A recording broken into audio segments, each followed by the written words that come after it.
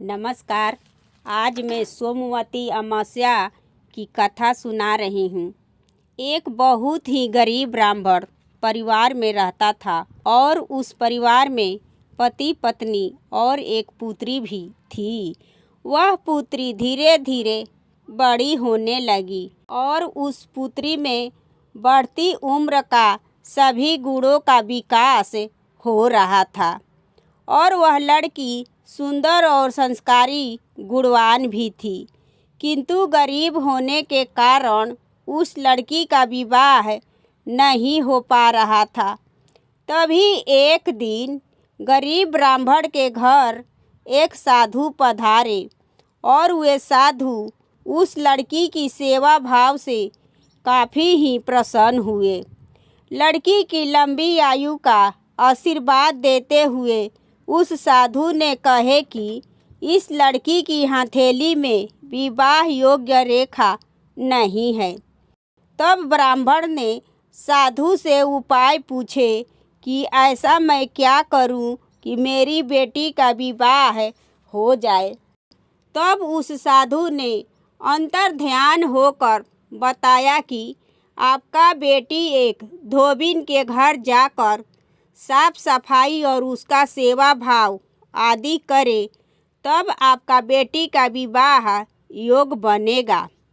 साधु की बात को सुनकर ब्राह्मणी ने अपनी बेटी को धोबिन के घर काम करने के लिए और धोबिन की सेवा करने के लिए भेज दी और उस लड़की ने धोबिन के घर जाकर साफ सफाई और कपड़े बर्तन का काम और धोबिन की सेवा कर कर अपने घर वापस आ जाती। एक दिन धोबिन ने अपनी बहू से कही कि आजकल तो बहुत सुबह सुबह ही काम ख़त्म कर देती हो और पता भी नहीं चलता और मेरी सेवा भी करती हो। तब बहू ने बोली कि माँ जी, मैंने तो सोची कि आप सुबह उठकर सारे काम खुद ही ख़त्म कर लेती है। मैं तो देर से उठती हूँ। इस बात को लेकर सास बहू दोनों ने आपस में बहस कर ली। तब सास ने बोली कि ठीक है, अब मैं आज से निगरानी रखूँगी। तो कौन है जो इतनी सुबह सुबह काम ख़त्म कर लेती है। फिर कई दिनों के बाद धोबिन ने देखी कि एक कन्या अंधेरे में आई और सारे काम करने के बाद चली गई और जब वे कन्या जाने लगी तो धोबिन ने उस कन्या के पैर पर गिर पड़ी और पूछी कि आप कौन हो जो हमारे घर में आकर आप काम करती हो।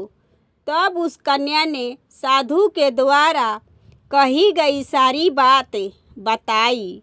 धोबिन पति परायण थी और वह तैयार भी हो गई। धोबिन के पति अस्वस्थ थे।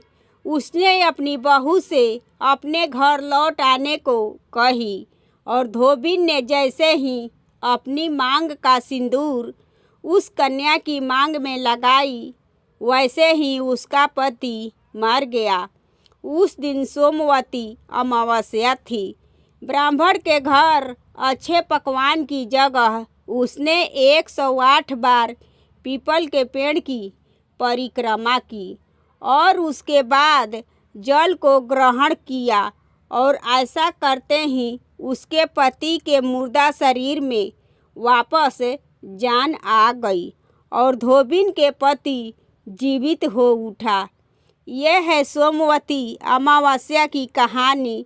ये कहानी आपको कैसी लगी कमेंट करें और मेरे चैनल पर नए हैं तो मेरे चैनल को सब्सक्राइब करें एवं वीडियो को लाइक करें और ज़्यादा से ज़्यादा शेयर करें। धन्यवाद।